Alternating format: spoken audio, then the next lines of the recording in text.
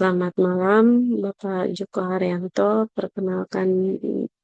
Perkenalkan saya Larasati dari Prodi Manajemen PJJ 1 dengan NIM 2202010101087. Kali ini saya akan mempresentasikan dengan judul Analisis Bisnis Digital dengan pembahasan materi sebagai berikut. Untuk pengertiannya adalah Untuk pengertiannya, bisnis digital merupakan model usaha yang memanfaatkan teknologi internet dan digital untuk operasional, pemasaran, serta transaksi. Berbeda dengan bisnis konvensional yang bergantung pada interaksi fisik dan lokasi tetap. Analisis ini berfokus pada pengertian dan perbedaannya, sesuai konteks sesi 14 bisnis digital yang sering membahas e-commerce, pemasaran digital, dan transformasi model bisnis.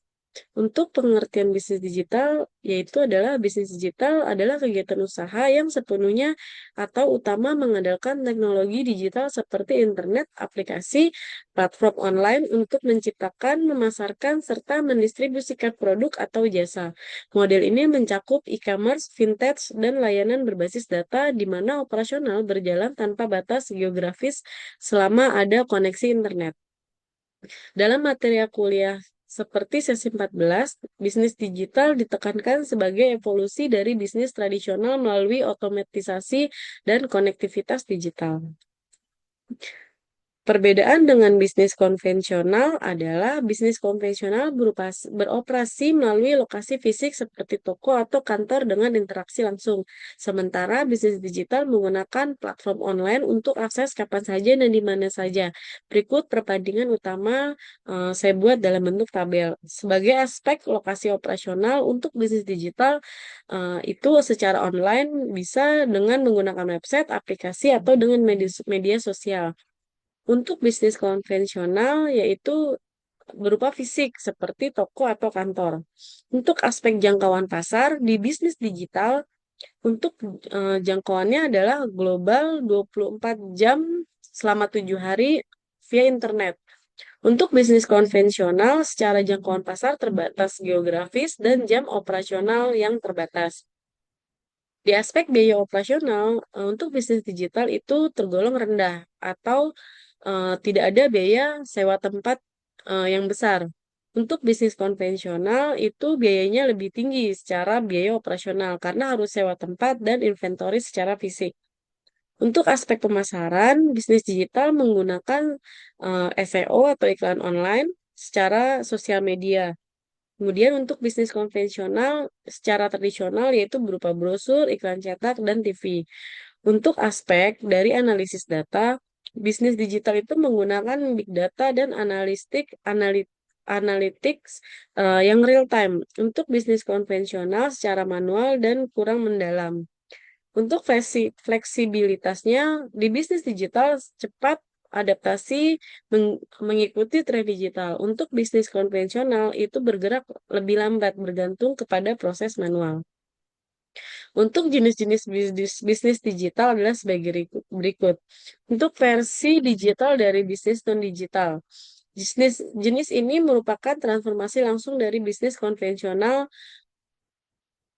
eh, ke ranah digital, di mana operasional inti tetap sama, tetapi dilakukan melalui platform online. Contohnya adalah toko retail fisik yang membuka e-commerce seperti Zalora atau Matahari Mall yang menjual produk fisik secara daring tanpa mengubah model produknya.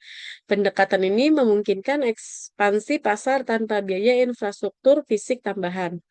Untuk jenis yang kedua adalah fasili- fasilitator digital dari bisnis non-digital. Bisnis ini bertindak sebagai pendukung atau enabler bagi bisnis non-digital, menyediakan layanan digital untuk meningkatkan efisiensi mereka. Misalnya, platform seperti Gojek atau Grab yang memfasilitasi transportasi konvensional. eh, Berbeda dengan sopir taksi tradisional. Melalui aplikasi pemesanan online, fasilitator ini menghasilkan pendapatan dari komisi transaksi dan data analitik tanpa memiliki aset fisik utama. Untuk jenis yang ketiga adalah bisnis digital hybrid.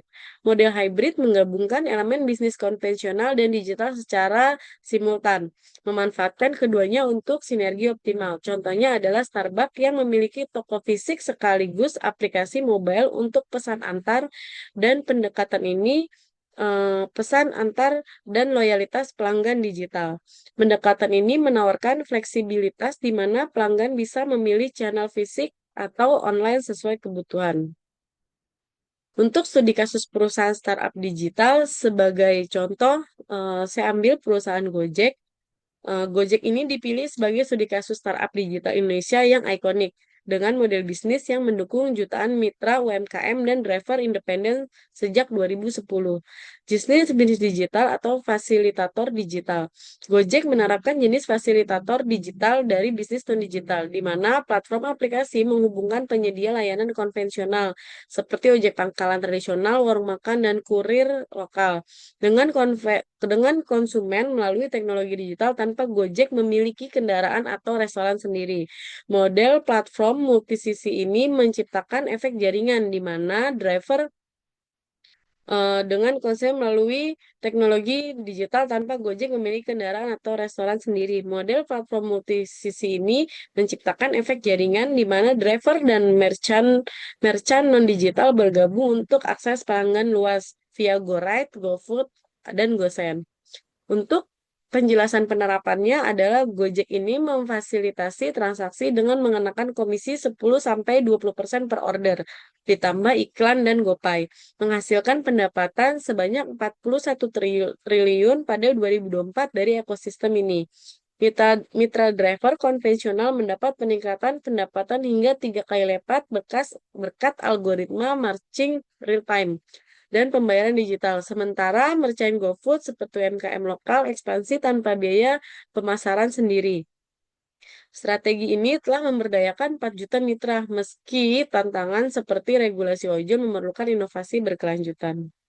Untuk keunggulan yang kompetitif, yang pertama adalah pasar tanpa batas.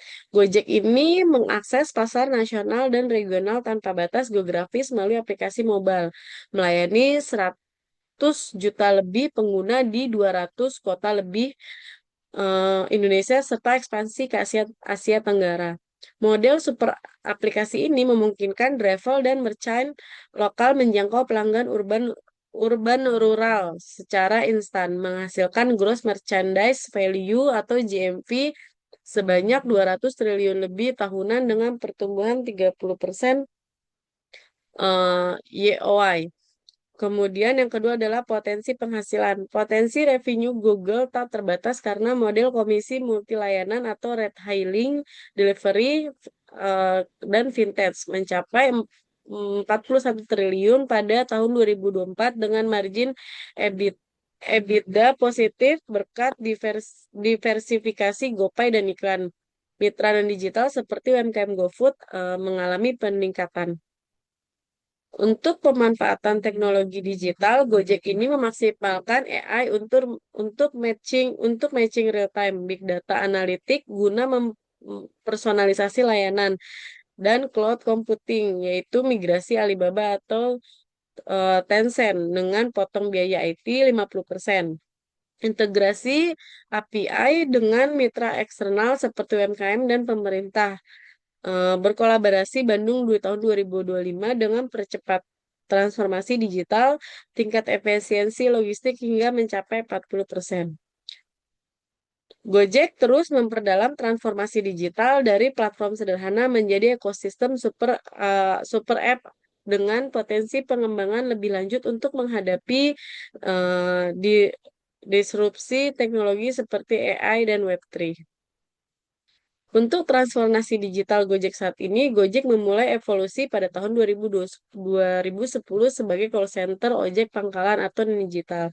Kemudian meluncurkan aplikasi mobile pada tahun 2015 yang berintegrasi dengan GPS tracking, algoritma matching, pengemudi real-time, dan pembayaran cashless via GoPay. Pada tahun 2016 sampai 2018, ekspansi ke GoFood memanfaatkan big data untuk rekomendasi restoran personalisasi, GoSend untuk logistik on demand, dan GoPay sebagai vintage agregator yang proses 1 miliar transaksi per tahun.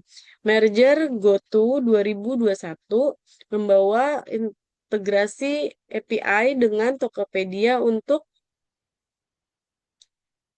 Unified Commerce, migrasi full cloud atau Alibaba Cloud yang kurangi latensi 60% dan biaya server sebanyak 50%, serta AI driven dynamic pricing yang mengoptimalkan utilisasi driver hingga 80% pada tahun 2025. Gojek diterapkan machine learning untuk prediktif maintenance kendaraan dan computer vision untuk verifikasi kualitas makanan. GoFood hasilkan efisiensi operasional sebanyak 40% dan GMV senilai 250 triliun rupiah. Kemudian berikutnya adalah usulan pengembangan bisnis digital. Yang pertama adalah AI generatif dan prediktif analitik. Integrasikan model AI seperti GPT-4 atau eh, Llama 3 untuk chatbot multilingual atau Indonesia, Inggris, dan Jawa yang handle 90% inquiry pelanggan secara otomatis. Prediksi demand berbasis cuaca atau lalu lintas via Grab Neural Network dan hyper personalized offers. Misalnya GoFood hemat 20% untuk hujan deras. Implementasi Q1 di 2026 pilot di Jakarta Bandung, target tingkatan NPS 30 poin dan retensi user sebanyak 25%. Untuk yang kedua adalah blockchain dan decentralized finance atau DeFi. Gunakan blockchain Solana atau Ethereum untuk smart contract pembayaran mitra, settlement instan kurang dari 5 detik, transparansi 100% audit trail, serta tokenisasi loyalty point sebagai NFT yang bisa di trading dan di marketplace internal. GoPay evolusi ke Devi Wallet untuk yield farming bagi merchant UMKM. Manfaatnya adalah mengurangi fraud 70%, tarik 10 juta Gen Z user untuk rollout Q2 2006 beta test dengan 100.000 driver. Untuk yang ketiga adalah ekspansi metaverse dan rural digitalisasi. Bangun Gojek Metaverse Store di platform seperti Decentraland atau Roblox untuk virtual try-on makanan atau fashion via AR. Dan simulasi tes drive GoRide VR untuk rural kemitraan Kemendes via API GoBiz gratis yang auto generate website e-commerce bagi 1 juta UMKM desa. Integrasi drone delivery GoSend di 500 kabupaten terpencil dengan target tambah GMV sebanyak 60 triliun rupiah dari pasar baru di tahun 2027. Yang keempat adalah sustainability tech dan edge computing. Adopsi Edge AI untuk offline first aplikasi di daerah 2G atau 3G carbon tracking di dashboard untuk mitra, yaitu offset emisi via tree planting token dan robotik armada otonom pilot di warehouse Gosen. Kolaborasi Tesla atau Starlink untuk konektivitas rural. Demikian presentasi dari saya. Terima kasih. Wassalamualaikum warahmatullahi wabarakatuh.